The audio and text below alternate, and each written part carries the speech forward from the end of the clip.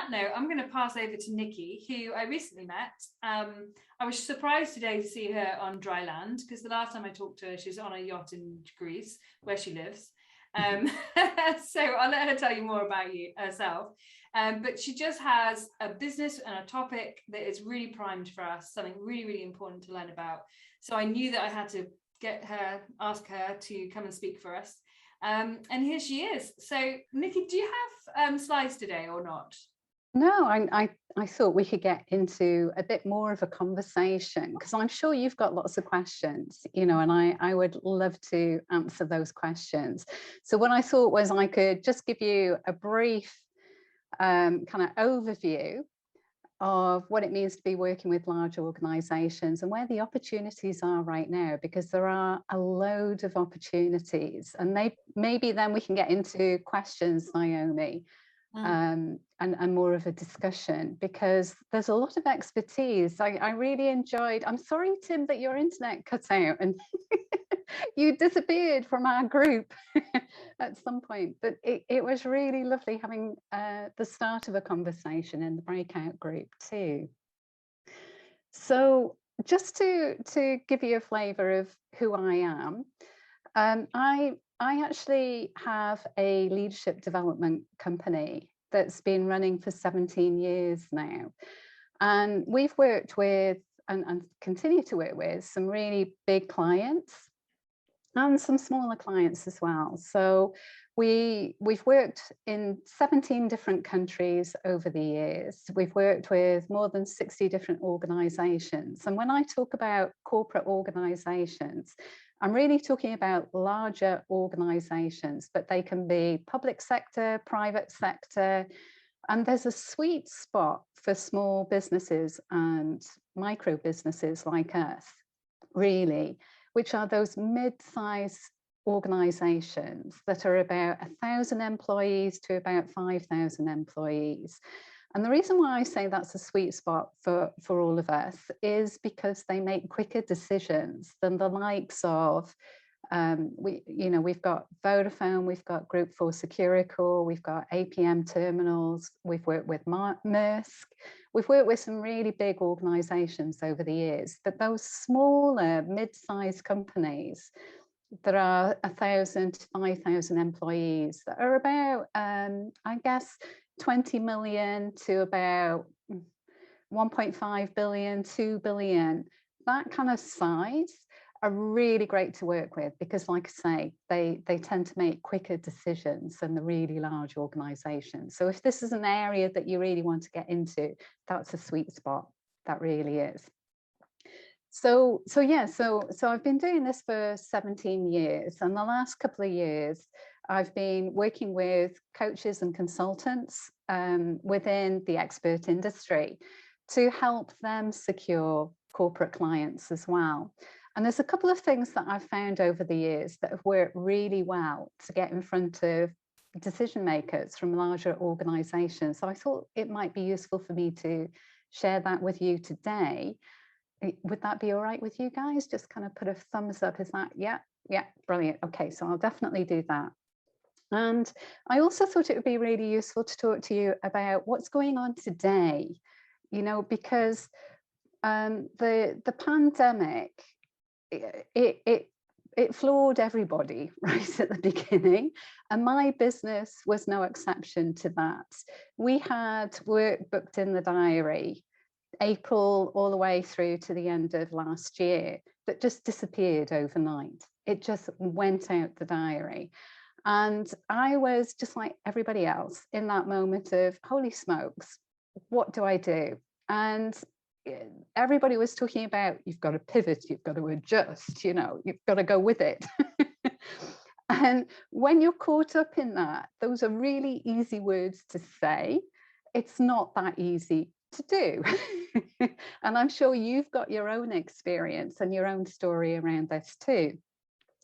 But one of the things that I've learned over the years, and you've probably learned this too, is that when there are big changes, and I've been through the financial crisis of 2008, 2009, I've been through the oil crisis, where oil was $120 a barrel and it went down to $40 a barrel. And at that time, we had really big oil and gas companies that we were working with. So that, this is kind of like a continuation of being in business. You have those moments when the bottom drops out of your market completely, and you've got to know how to respond.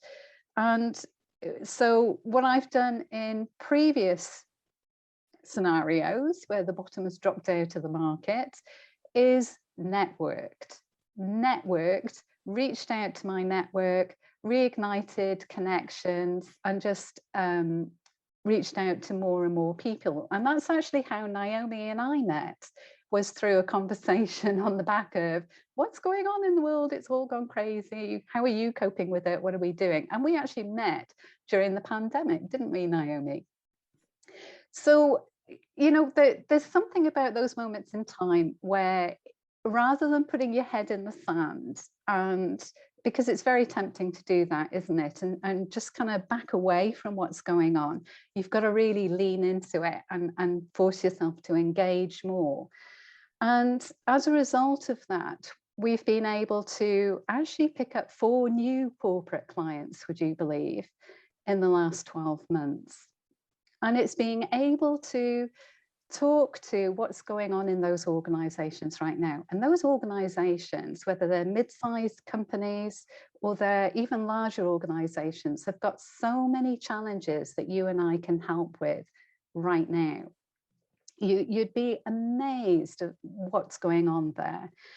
And so it's knowing what's going to work to get you in front of key decision makers. And that's what I really want to talk about today, is how you reliably get in front of key decision makers within these organizations. And it really complements what Naomi talks about in terms of how you use LinkedIn. Because right now, corporate decision makers, about 75% of their time researching potential vendors and suppliers like you and I are actually, that's done on LinkedIn. So you really want a LinkedIn profile that speaks to the decision maker that you really want to connect with and have a conversation with. And so they're not looking at websites. It's not about websites. It really is about your LinkedIn profile. That's the #1 place that they go to have a look at suppliers and vendors. So your LinkedIn profile is really important. But what I want to say is, posting on LinkedIn, it's good in terms of supporting what you do, and it gives people an idea when they look at your profile about, it gives them an idea for your personality and how you would approach things. It's not the be all and the end all. If I look back over the last few years, probably about 1% of clients have come through LinkedIn that way. And there's a much more reliable way of actually getting in front of corporate decision makers. And it's a strategy which is all about creating small, intimate events where decision makers can be with their peers and have conversations around a really tricky issue that they're facing within the organization. And by inviting decision makers to a small intimate event, one of these events, it positions you as being highly credible and as an expert in your area without you doing anything. And so there's a couple of things to think about around this strategy. The first thing is really thinking about, what are the industries that you want to focus on? What are the industries that you want to focus on? And these are things that you can talk about in the breakout session. So this is going to inform your discussions when you go into the breakout rooms. So be thinking about the industries that you want to focus on. A lot of times I meet people, business owners like you and I, who ignore their corporate experience. You know, you've come out of your corporate environment for a reason, probably because you had a really shitty time at some point and decided, that's it, I'm going to leave. The thing is, you know the jargon of that particular industry. You know how to have those conversations with decision makers from those particular industries that you've worked in before. You know the vendors, the types of vendors and suppliers to those particular companies as well, or organizations. So you want to embrace your corporate experience and really leverage that, leverage it to its fullest. So when you're thinking about industries that you would naturally gravitate towards, really consider your own corporate experience. Because you know the language. And so for you to go in there and have a conversation with a decision maker, you're steps ahead of somebody that doesn't have that experience straight away. The other thing that I would say in thinking about industries to work with is looking at who's in your backyard. So go local. If you stuck a pin in a map, or I don't know, put your finger on a map, Google Maps on the screen, and you drew a radius of about 20, what would be 20-minute, 30-minute drive from where you live or where your office is, what are the organizations that are within that circle? Those are prime targets, a prime audience for you, because we all like that comfortable feeling that comes from knowing a trusted advisor is just around the corner from us or just down the road from us. So that's another thing to consider when you're thinking about industries, is who's close to you. Now, I don't actually live in the UK, as you've probably realized, and yet I live on a boat, a yacht, our yacht, in Greece for 6 months of the year. So going local for me is actually thinking about what are the organizations that we have a natural affinity with. And over the years, we've done a lot of work with companies and organizations that are in the Middle East and also in Europe. And they have this scenario where they have like 42 different nationalities working together under one roof. Now you imagine the scope for misunderstanding and miscommunication when you've got 42 different nationalities under one roof. So we've actually started to say, hey, we specialize in working with highly visible, diverse teams. That's something that we work with on a daily basis. So for us, going local, that's a natural link for us, is looking for those industries, those companies, those organizations that have such diversity within their teams. So when I say go local, you can think about it geographically, but you can think about it bigger than that as well. Think about what resonates for you in terms of the sorts of industries, the sorts of organizations that you could work with. Bring all of your experience to choosing different industries that you would like to work with. You know, one of my clients, she loves working with renewable energy, sustainable companies. And that's the focus that she's chosen for her business, which is all around well-being. And it really helps if you go with what really resonates for you, because when you reach out to that person, connect with them on LinkedIn, like Lucy did. Lucy got in touch with the CEO of one of these corporations that has a sustainable brief. And she just said, I absolutely love what your company stands for. It really speaks to the values of my business too.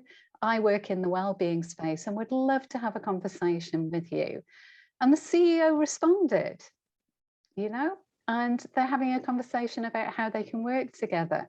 So you really want to be thinking about, what is it that resonates with you? What gets you kind of energized and you're drawn to? Because more often than not, what you'll find is they'll be naturally drawn to you too.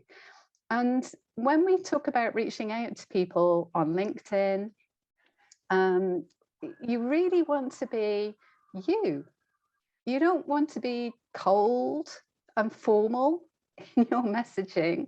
You want to be warm, you want to be you, because people will naturally be drawn to you and your personality if you're being you. It really does make a difference. And it, you know, it's not just proven, I haven't just proven it in my own business, but clients that I work with are getting the results because they're being themselves. So going back to thinking about these small intimate events, and so you're thinking about the industries that you'd really like to work with, you also want to be thinking about who are the right decision makers to be having that conversation with, because it's not always HR. You know, if you're in that space where you are all about helping people, maybe you're similar to me, you know, you develop managers, you develop leaders within an organization. We naturally tend to think, oh, okay, that's learning and development, that's HR directors, learning and development directors. But actually think about how organizations are structured. HR is a support function. And every department has a budget, doesn't it? You know, the director of sales, the director of customer experience, the chief finance officer in particular, they all have budgets, don't they? And they all have challenges within their teams. And so they are the ones that are in direct contact with the very challenge that you can help with. And usually what happens is they would have a conversation with HR and say, hey, we've got this problem. I've got this problem in my team. Can you find somebody that can work with us and sort this out for me? All right. And HR kind of go through their Rolodex and say, okay, so we've got to get 3 quotes, you know, and it takes forever to get to the point where they find the right vendor and put that vendor in touch with, I don't know, the sales director or whoever it may be. A much quicker route for you is actually talking to the sales director and having a conversation with them about the challenges that they have going on within their teams right now. And what we're finding is that a major concern in larger organizations right now is about their managers. Okay, it's their managers, because their managers are in situations where they're managing hybrid teams.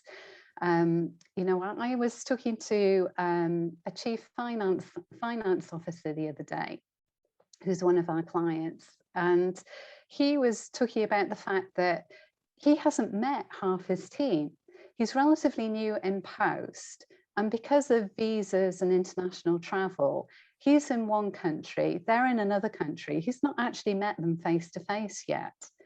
And already he can see some of the problems and challenges that are cropping up in communicating with his team, you know, because he's so used to being able to sit down, have a coffee, establish that relationship with that individual. And he's stumped as to how you do that on Zoom, because in these organizations, it feels really alien to say, hey, let's just have a coffee date over Zoom. You and I do that. You know, we naturally do that as part of our networking as small micro business owners. But that's alien in these larger organizations, okay? And it sounds daft, but because people are really pushed for time, taking time out on a Zoom meeting to just sit there and chit chat about life, what you're going to do at the weekend, just doesn't feel right for them. So they're looking for different answers. They've got these problems that aren't unique, but you probably have to look at the solution that you provide in a different way. Okay. And if you can talk to that problem, you've got a client straight away. And there's no need for you to go through HR. They will buy you direct if they can see that the solution you're talking about actually will bring a solution to their problems. So my advice would be, don't go to HR first. Really think about the decision makers and the departments that you know have got the problems that you have the solutions to, and go to them direct. So when we talk about these small, intimate events, what you want to be thinking about is inviting decision makers, not necessarily HR, but particularly operational decision makers, those decision makers that are managing the teams, the very teams that you can help solve some of these challenges that they're facing. And those small, intimate events are really going to be you facilitating a discussion around those challenges and coming up with talking about what the emerging best practice is. They will be putting in place some of the solutions that they think are going to bring the results that they're looking for.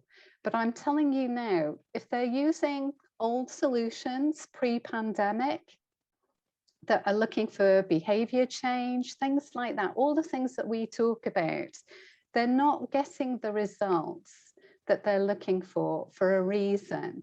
And that's where you can start to seed into the conversation about how you work with your clients and about the sorts of results. Morten, I really recommend that everybody has a conversation with Morten.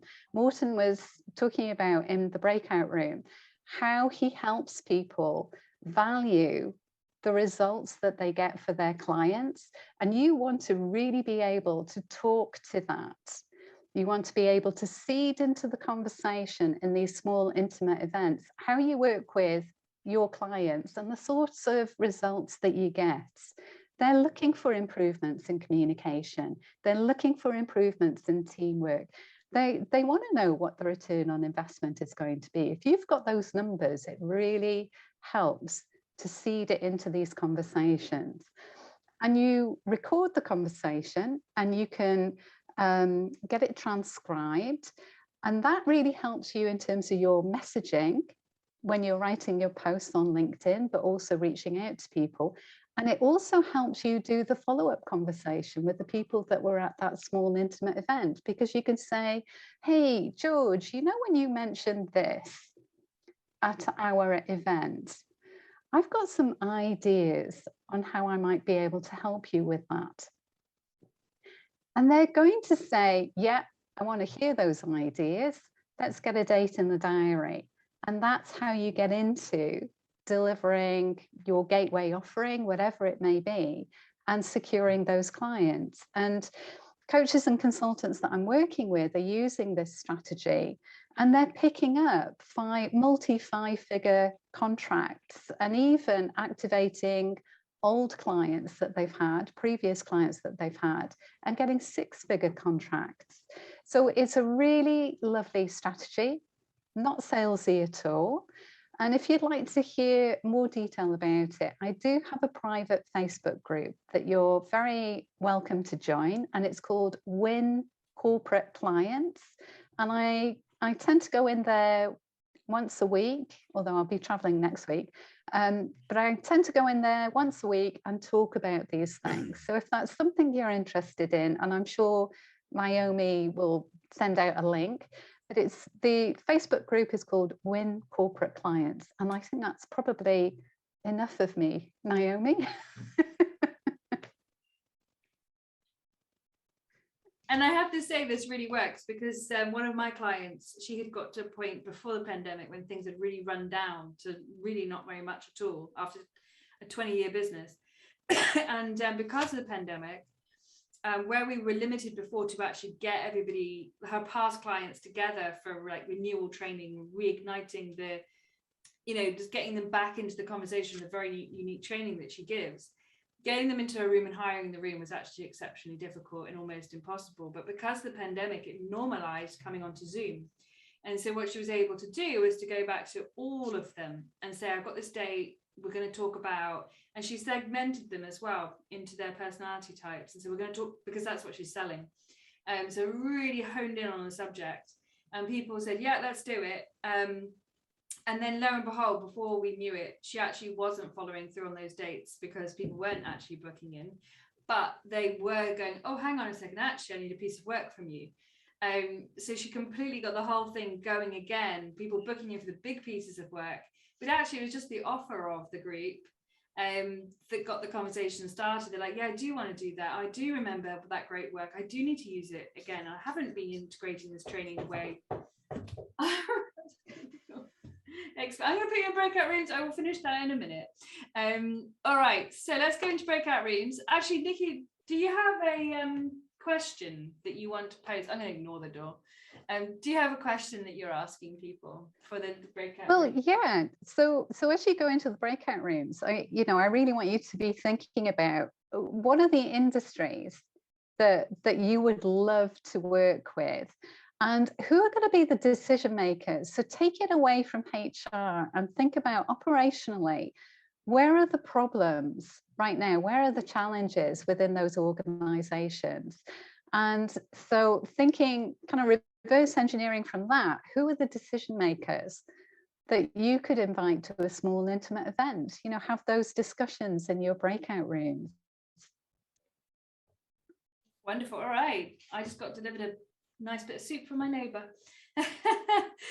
Cool. All right. So I've got the groups on here as to where you just went. So I'm going to call upon a person's group. And if that person is in your group, you can either nominate yourself to speak and ask the question, or you can, someone within that group can go, oh yes, I was in that group. I will answer the question, ask the question. So I'm just going to change my viewpoint, because at the moment I've got only Gareth giving me funny faces, and I'd rather see everybody. Like a big screen of him making funny faces. That's not a funny face, that's my normal face. Yeah, that's right.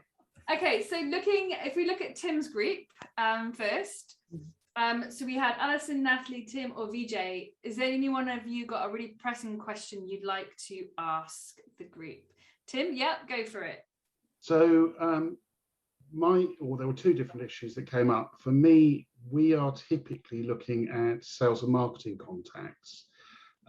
And my concern is that, firstly, if I'm picking an industry that's good for us, like say automotive, if I'm reaching out to, say, the parts marketing directors of BMW, Mercedes, Ford, etc., firstly, they will see each other as competitors, and secondly, they'll be very nervous about whether they could then end up with issues under being seen as acting in a cartel, which is, again, because of block exemption, etc., is quite a major issue within the automotive. So I don't know whether you can think of a way around that. From VJ's perspective, the thing that was his issue. One question at a time. Oh, okay, sorry. That one, and then we'll go to VJ.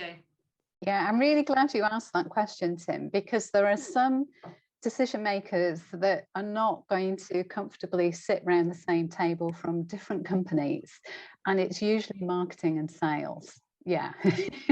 So what you want to do is do an internal event to the company, not bring, in terms of marketing and sales, you don't want to bring people from marketing and sales from different organizations that are competing against each other. That doesn't work very well. But what you can do is offer to do an internal event around a hot topic for that particular company, for their marketing people or their sales people. A big issue right now in terms of sales is people working together as a team. They've probably not seen each other in the workplace over the past 18 months, or not on a regular basis anyway. And it's an issue that was there before the pandemic. It's there even more now. So in that situation, you can offer to do an internal event rather than bringing competitors and sitting them around the room. It's not going to work. Yeah, you're absolutely right. And that's actually incredible when you think about it, Tim, because Tim also runs an event company, and he has these breakout escape rooms in a Padlet thing that he can run with small teams. So Tim, you could actually get these teams to come and have days out with you and do exactly that, face-to-face, internal teams on your topic and with some games. So that could work really well if you put the two together. Cool. VJ, you had a question. Need to unmute. VJ, you're muted. Yes. Okay. Sorry. Thanks, Nikki. That was a wonderful presentation. My question is, I have over 30 years experience working with IT companies. I myself ran 3 companies in the UK, developed from scratch with funding I got from large Indian corporates. However, then worked with business SMEs. Now, my question is, I know when I was head of, CEO of IT companies, I wanted to have clients in banking, insurance, retail, manufacturing, what have you. And it was always difficult to know, like particularly whom to approach really in the organization. So I really, obviously I had to go at the board. I always dealt with the board, wanted to go to some board member and maybe the finance director or the sales director or the COO and so on. And at times even the CEO.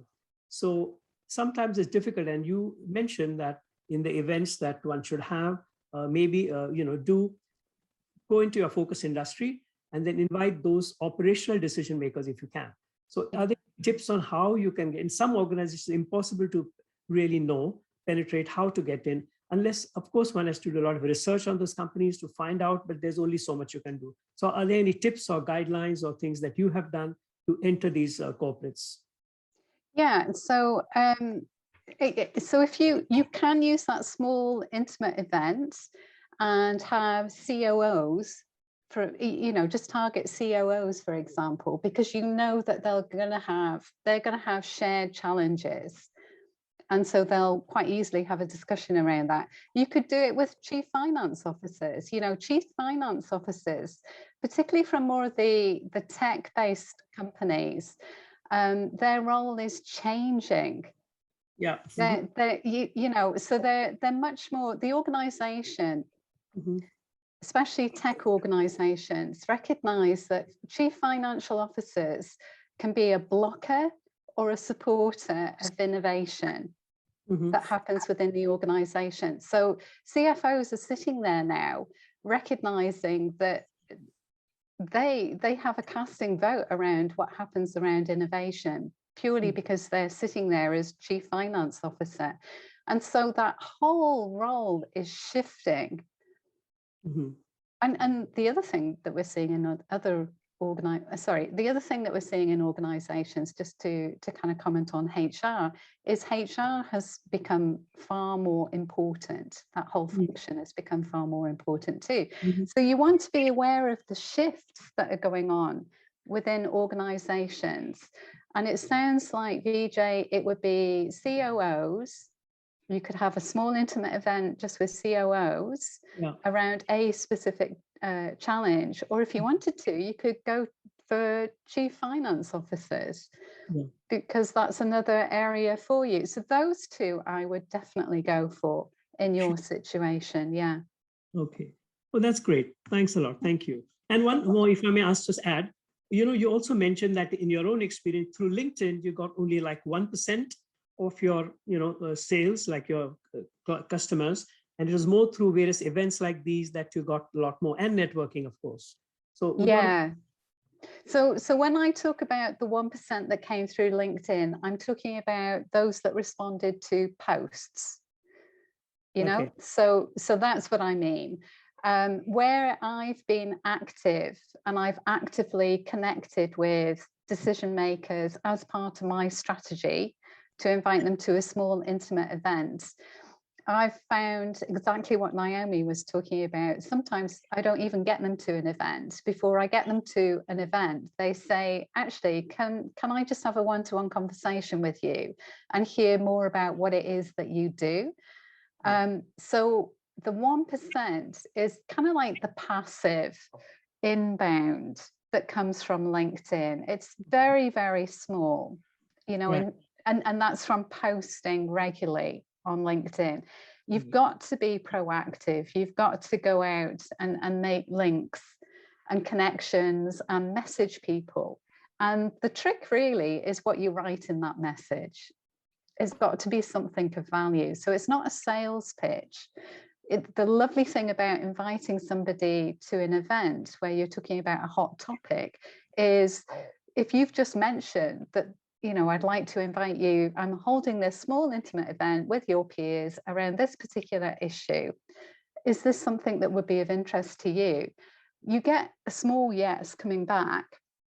And quite often the yes is, oh yes, this is something that's going on in my organization right now. Well, I'm not going to carry on the conversation about the events. I'm going to say, hey, how about we actually have a conversation? Are you available Thursday afternoon? You want to give them a date, or maybe a couple of dates and times that they can choose from, because then you're being proactive again. You're actually saying, let's get to the meeting, and their next answer is going to be, well, I can do Wednesday but I can't do Thursday, or whatever it is. Okay, great, excellent. And with Naomi's permission and yours, just a very last question. I'm going to say no, sorry. Okay. People with questions, so we can come back to you if there's time. Okay, thank you. Sorry about. Thank you, Nicky. You're welcome. Just to build on what Nicky just said there, the power of LinkedIn is what the conversations you take off of LinkedIn.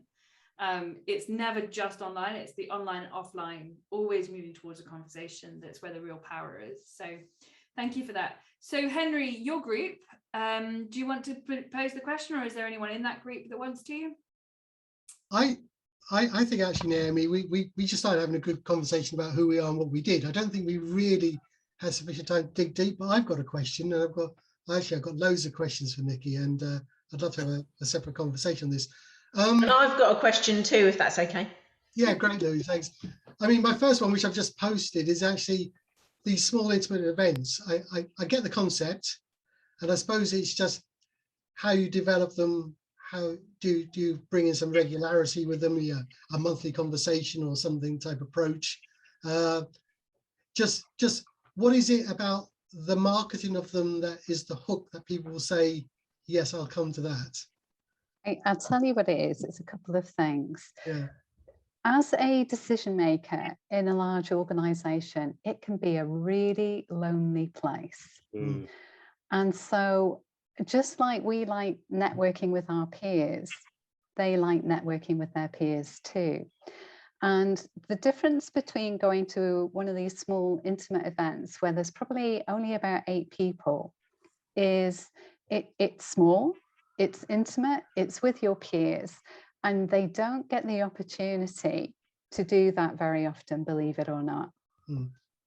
So it has a huge value for them. That's one thing. The second thing is choosing the right topic. It's got to be something that has relevance right now. Not something that is a nice to do.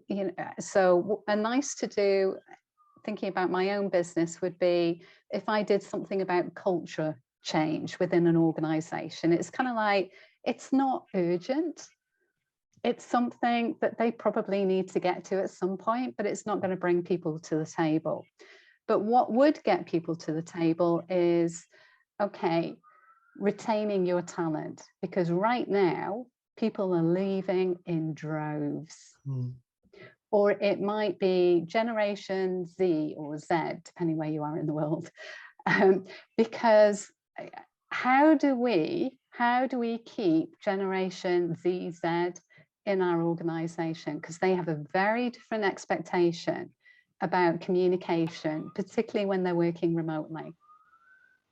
So you want to find something which has a sense of urgency to it. It's like, we need to be talking about this now and solving this now. We can't leave it. So it's really thinking about, and another one would be anything to do with performance reviews. Because it's like, we didn't do performance reviews last year because it was just too hard for us to get our heads around.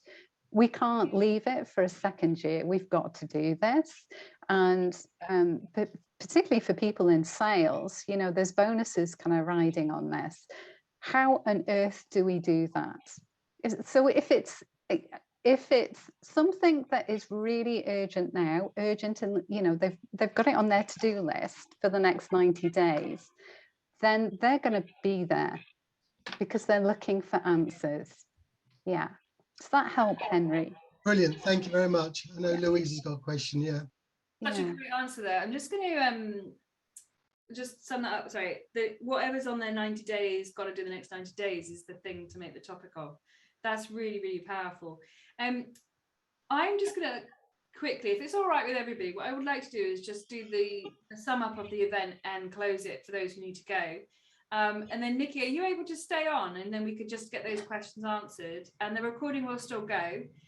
So then all of you can pick that up. So if you do have a hard 2 o'clock finish, you can still get the answers on the video. I'm just aware, I just need to say a few things and then we can come back. But if you do need to drop off, then obviously do drop off, because I know, Natalie, you normally go at 10 minutes to the hour. So yeah, you're off. So let me just finish that off for everybody, and then we'll come back to questions. So let me go to my screen, screen share. We have Nikki speaking. Oh, these pictures are just a nightmare. We have Nikki speaking on the shadow self next time. Are you outrunning your shadow self? I actually reached out to Nicola after she attended this event back in, I think, January, February. And I had a one-to-one with her, and I knew I needed to work with her. And then I was like, no, do you know what? I'm feeling fine. I can do this myself. And then one day I sat here and I went, you can't do this yourself. You just feel okay today. But the fact is your shadow self keeps catching up with you. So I actually decided to work with her, and the changes I have seen in myself are just leaps and bounds, just absolutely wonderful. So she's going to come and talk to us about what the shadow self is, how we show up for ourselves or don't show up for ourselves, and what the shadow self can attract to us, and what it actually looks like when you're an expert entrepreneur, because my goodness, do we live on the edge of the boundary of the self, the edge of the self. So she's coming to speak to us next time. And then the 5th of November, we've got Sue Ingram talking about how to hire virtual staff. So that's your VA overseas that's cheaper, but maybe they're disappearing on you lots. She's going to give us some really key insights about finding the right person. And then we've got Katrina Ellis after that speaking about financial wellness in 5 easy steps. If anyone hasn't yet had a LinkedIn profile review with me in strategy session, then please do book one. For the next events, please do go to the company page for the Expert Economy.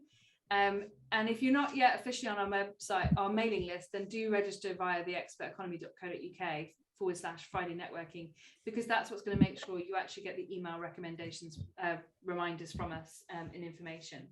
So our next event with Nikki is the 22nd of October, same time, 12:30 UK time. We open the doors at 12:25 for networking. So today was brilliant because we had 6 people in straight away, able to enjoy that time.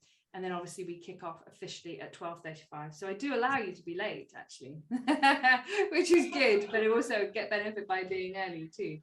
So on that note, if you do need to pop off, then please do. But we are going to return to Louise for her question.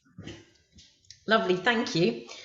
My question, Nikki, is I don't come from a corporate background, but what I'm realising with my nutritional qualification, as an SME owner, which I'm familiar with SME, is I realise that selling a kind of health and well-being package of some kind, which is something I could do with my qualification, that's going to be a hard sell within SMEs because they haven't, it's, you know, the scale isn't right necessarily. And, you know, I could and I possibly will pitch to work with some SME owners, but obviously there's scope for what I do within corporates, but I don't have that background. How do I learn about corporates and all the roles you're talking about? That's not my background at all. I mean, I have had one little light bulb that I've got a friend who used to be a corporate in the corporate world, and she might be able to help me, but what would your advice be? Where have you worked as a nutritionist, Louise? No, I've qualified as a nutritionist, and I'm just setting up my own solopreneur business as a nutritional therapist and nutritionist. Okay. So what I would suggest is joining our Facebook group, actually, because I do cover a lot of ground. Sounds good. Facebook group, yeah. And I can learn. I'll probably learn a lot from that. Yes, I'm at such a learning stage on all of, you know, because I'm used to running a heating company which employs 23 people, which we've grown from 2 people to 23 people. but I haven't got any corporate background at all because I've always kind of shied away from that. Whoa. You're discounting your experience. And I see people do this all the time. So the heating business, what do you see there? Where are the challenges around health and well-being? Well, what I tried to sort of integrate it in a way of I try to put a female influence in the construction industry, and I try to give people a healthy work-life balance and things like that. So, but we don't have a formal, like, if I try and go do workshops on healthy eating with my heating engineers, I think they're not really going to be, that wouldn't be particularly well received, but we try just to encourage people to, you know, we don't encourage people to work long hours.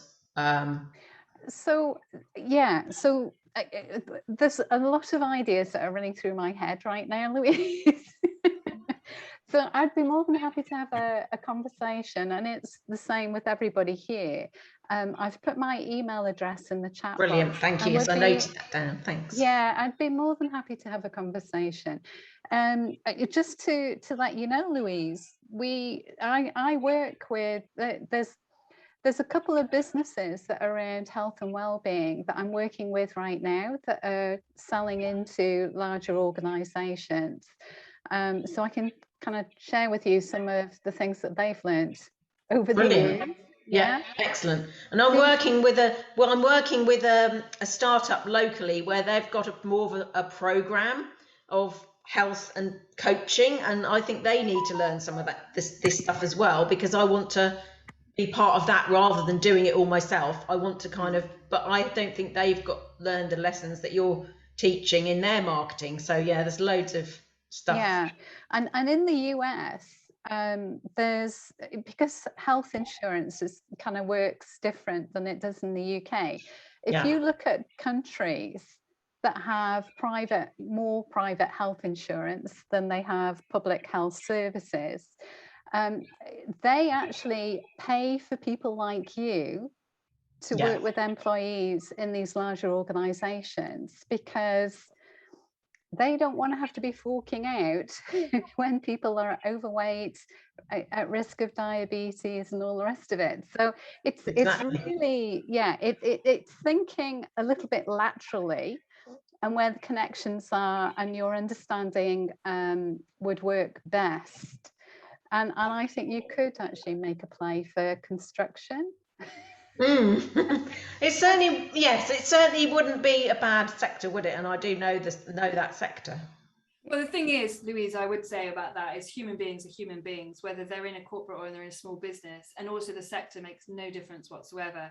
You are about solving the problem for human beings, and you can run a campaign into a sector, but you wouldn't niche on that sector.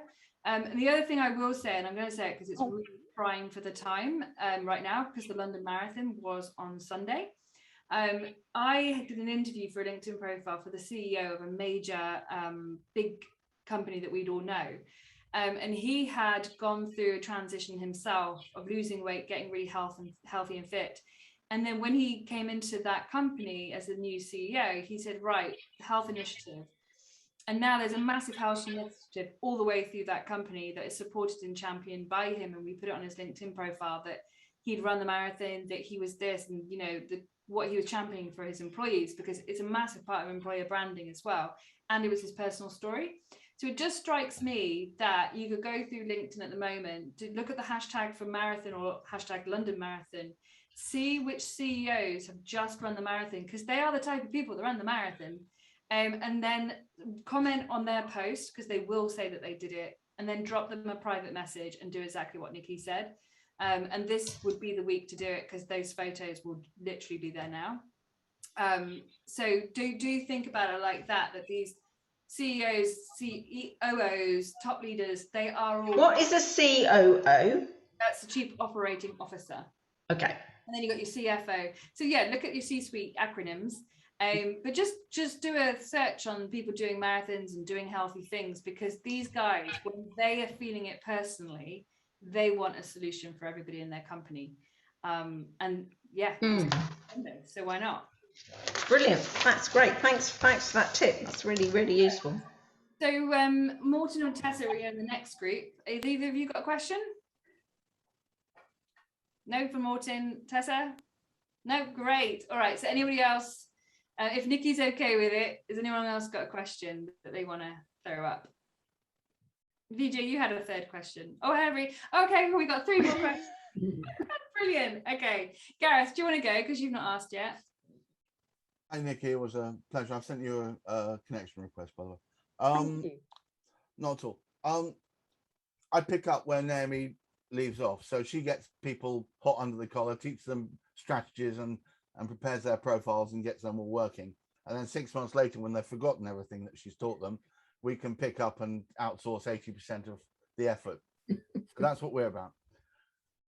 I recently had, as I was saying, we had a bit of a chinwag, which was the reason I was late into my breakout room. But I recently had the first face-to-face group meeting that I've had in a year and a half. I didn't enjoy it at all. It was horrible.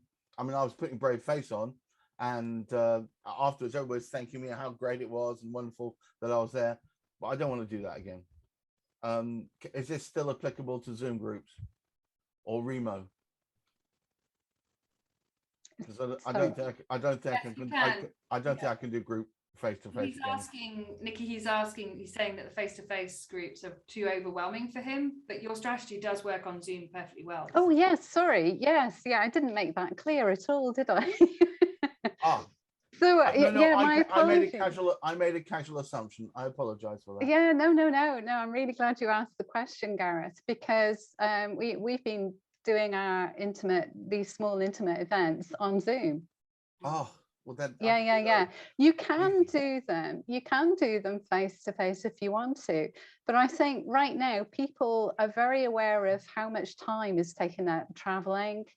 And have got used to this kind of format. So yeah, definitely you can do it over Zoom. Yeah, we're doing it over Zoom all the time. Yeah. But I feel better about that. Yeah. Sorry. Also, I'm not sure that what we're doing is necessarily that applicable to corporate. And much as I'd love it to be, what tends to happen, this has happened to me twice now, Naomi. I've gone in there saying this is what we can do. They take us on for 3 months, and during which time one of the people who was associated with learns everything that we're doing. They then say thank you very much, and then we find that they've set up their own team doing precisely what we're doing. Because we don't have any specific IP. We just but Gareth, that's an opportunity for you to put up your prices and actually train the whatever. Yeah, I'm not sure. I don't want to get into training. I did that for 8 years. Okay. Never again. Gareth, you don't have to. You can hire somebody else to do it. I know exactly who I'd hire too, Naomi, darling. Yeah, right, cool. All right. And corporates, like we say that, what size are we talking about? You could be doing this with a 25-person business, a 5-person business. Yeah, I've realized that's my sweet spot, which is very much lower mid-market, really, Cool. Henry, so we level out. Everyone, then there's 2 questions and Vijay gets a third. I've got to go. It's been wonderful. Bye. Lovely seeing you again, Naomi. Thank you. Wonderful. Bye. Great talk, Nikki. Speak to your guys and hit me up on LinkedIn. Bye all. Bye. I just want people to go quietly, really. I'm like, bye. Sorry, I was really my coldness than I know. Yeah, Henry. My question is probably to you, Naomi, as well as you, Nikki. So my primary client is local authorities, and I work in the collaboration space. I've been self-employed for 9 years, and I really get nervous using the word consultant, which is what I am. But I hate the term, because whenever I use the term, I just see shutters come down or perceptions or body language. So someone who's a consultant or a one-person band like myself. So I'm thinking about the marketing, the promotion of these small intimate events. How do you position yourself in a language that doesn't seem, he's a consultant? Can I speak to that first, Naomi, and then maybe come to you? I don't position myself as anything. So my LinkedIn profile says that I am a trusted business mentor and executive coach. I don't say anything about that when I'm inviting people to an event. I will open the event and say, hi, I'm Nikki J. Davies, founder of Wava Global. Really thrilled that you are here. And to kick us off, I just want to give a little bit of context around this topic, and I'll just talk some research, and that's it. Fantastic, thank you. Yeah, people don't, you know, it's irrelevant. Yeah, I know. Yeah, I know I it's would like to irrelevant. know. Yeah. Thank you. The other thing I would say to that as well, and is just that when you're leading with the problem that you solve, that's your headline more on LinkedIn profile than anything else. And the only place you might want to put consultant or anything like that is in the title for the entry for the experience that goes there. But you know what? We're so self-appointing with our titles these days. I tell everybody not to put owner or director on their profile if they aren't directing like 30 people. You know, it's just your own company. Don't even do it. An owner's only impressive if you're the owner of like BP or something, you know, or even Louise saying she's the owner of a power energy company. That's impressive. But for us, it's consultants, owner director we wouldn't use. So yes, then we move towards consultant. But again, it's personal choice, and it has very little meaning these days. So on your profile, just go with what makes sense and do exactly what Nikki said, I'd say. So yeah. Thank you very much, both of you. Thank you. Cool. Henry, you had another question which I didn't answer earlier, and that was about how regular does this become a regular monthly thing? And I wanted to come to that because what happens is typically decision makers love being with their peers, and if you're not careful, it can end up being a networking group, and you don't want to set up a networking group. That's not why you're doing this.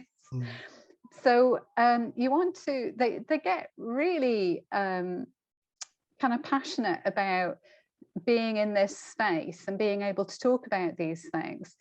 So what I usually do is I say, you know, I run a number of these events on different topics, and sometimes the topics are going to speak to you and sometimes they're not going to. Really thrilled that you were here at this one. And I don't invite them to the next one, because for me, it's a marketing strategy. So I want different people to be coming along to these sessions. But if I haven't seen them, connected with them, had a conversation with them for a while, then I'll invite them to the next one that I've got organized. But you don't want to be setting up a networking group. That's really helpful. Thank you for that. Yeah, thank you. Yeah, and I know that the person I was mentioning before I got a knock on the door, she was offering a series because she was reigniting past clients to explore something. So she said it's a series of 3 or a series of 6 sessions. And that can just be nice to really blend a group together as well. But again, it's blending, it's not networking. And then it comes to a clear finish as well. You definitely don't want to be locking yourself into something. So yeah. Vijay. Yeah. Hi, Nikki. Thank you again. Just a couple of questions. One is really on what are your comments on the effectiveness of email marketing and sending valuable articles, for example, as either free downloads or things like that? Yeah, I really believe in giving people something of value, and that works really well. And emails, you know, are still one of the best ways of actually getting the attention of people and connecting with people and getting into a conversation. So emails are really important, but they're part of the mix. They're not the whole thing. So I tend to start with LinkedIn, and then I will quickly move it to emails if I can. And research by Microsoft that came out, I think, probably about 18 months ago, just before the pandemic kicked off, was saying that it's taking on average between about 7 to 12 touches to actually get somebody to respond, and people give up far too soon. So you want to vary it. And in the mix is LinkedIn messages, emails, but also telephoning, you know, because it's actually surprising. I don't know about you, but I don't get very many calls on this nowadays. So if somebody calls me, it's actually quite nice. So you want to break it up and take different approaches. One of the things that you want to watch with emails is that a lot of the larger organizations have spam filters. So if you have in your email signature a logo and you've got lots of hyperlinks in your email, it will probably not make it through the spam filter. So you want a very simple signature at the bottom of your email, and you don't want too many links. You certainly don't want to do attachments. So if you have an article that you think would be relevant for somebody, and I do this, BJ, it's a really nice way of adding value. Right.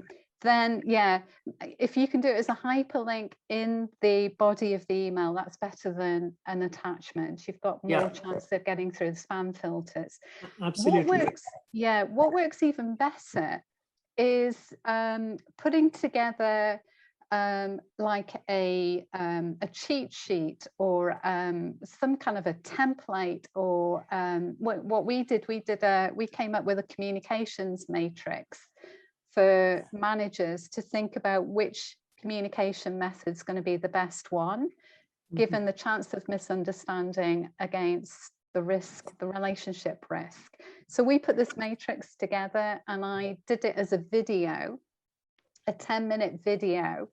Right. I've posted it up on YouTube. It's not public, it's just a private, but doing something like that and then giving them a hyperlink to it. And I've also picked up new connections on LinkedIn by connecting with new people, and then saying, hey, I've just put together a video on this for managers, because I know managers, there's so many communication choices. Managers are struggling to know which one's right when you think about the person that you're communicating to. So doing a video like that with some really practical, and this is the thing, where people are at right now, they just want practical solutions. So if you can come up with something that's really practical, so Tessa, you know, coming up with a checklist of things to think about, something really that people can just read through and implement straight away, that has real value. And what I would just say as a caveat to that, because it could get misconstrued down another path, is that when we're talking about that, we're talking about getting the content in the hands of the people. We're not talking about having these fancy landing pages, sales pages, and put your details in the form. It's nice to have that on your website, and if it's with the text is right and it looks professional, then someone comes along and you fill in the details and you receive it via email. That's nice to put any content that you've got on your website. But you know, when I think the people that mostly try to sell to us, they come up with these landing pages with all the sales gumph on it and the video, and it's all rah, rah, rah, rah. Oh gosh, like it takes a lot of time to create, and it's not the fastest way. And I can't speak for corporates themselves, the people in them. Nikki can probably say on this, but it's probably the most off-putting thing. They're not going to like go on an ad and watch a 40-minute webinar that expires in 24 hours. Do you know what I mean? They're just not going to be interested the same way in that. So we just got to think about that approach. So I just wanted to say that because what Nikki said, that, you know, it could trigger in our minds, oh yeah, you know, I'll do a landing page with a squeeze page and a form and blah, blah, blah. And those things are technically beyond what most of us can do. They cost a lot of time and effort to actually put together. And then they're actually repelling. Nikki's talking very much about the relationship. To go directly to the person and say, I thought of you, you might like this, and nurturing those relationships. So yeah. Thanks very much, Nikki, for great ideas, and thank you, Naomi, for giving your views on it. Thank you. No worries. You're welcome. So has anyone else got a question? Because we are time to pop off, I think. I got delivered, the knock on the door was a bowl of soup. And only thing, Nikki, do we have your email address? I'm not sure. Yeah, so if you go in the chat box, it's there. So it's Nicky, NICKY, Yeah. at Nicky, NICKY, J Davies. So NICKYJ Yes. Oh, lovely. Thank you very much. Thanks. Yeah, and I'm more than happy to have a conversation with everybody who's here. You know, you're all doing some amazing stuff. And the thing is that these larger organizations need a lot of help. And I didn't say this at the beginning, but, you know, if you look at the size of the market, just for training alone is $566 billion worldwide, right. All right? And when you add in coaching at $12 billion, you know, and consulting as well, you get up to a $1.2 trillion market.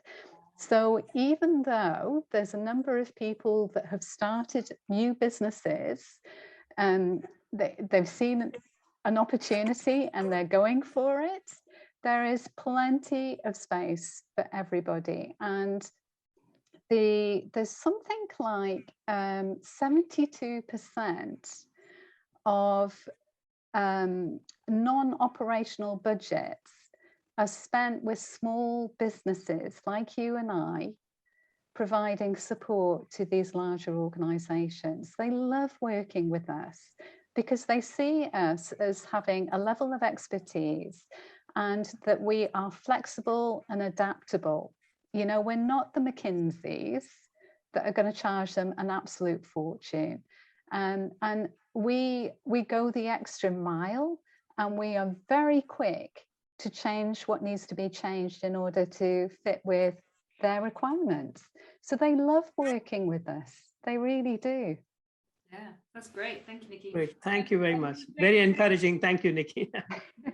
And you're going to send me on the LinkedIn chat your Facebook group, and so I can pop that into the email this afternoon that's going to go out.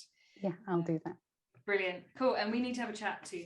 So excellent. All right, everybody. Thank you so much for all your questions. Thank you. Nicky, for taking Thanks a lot. Bye-bye. Thank you. Thanks, Bye-bye. Nicky. Thanks, Naomi and everyone. Bye.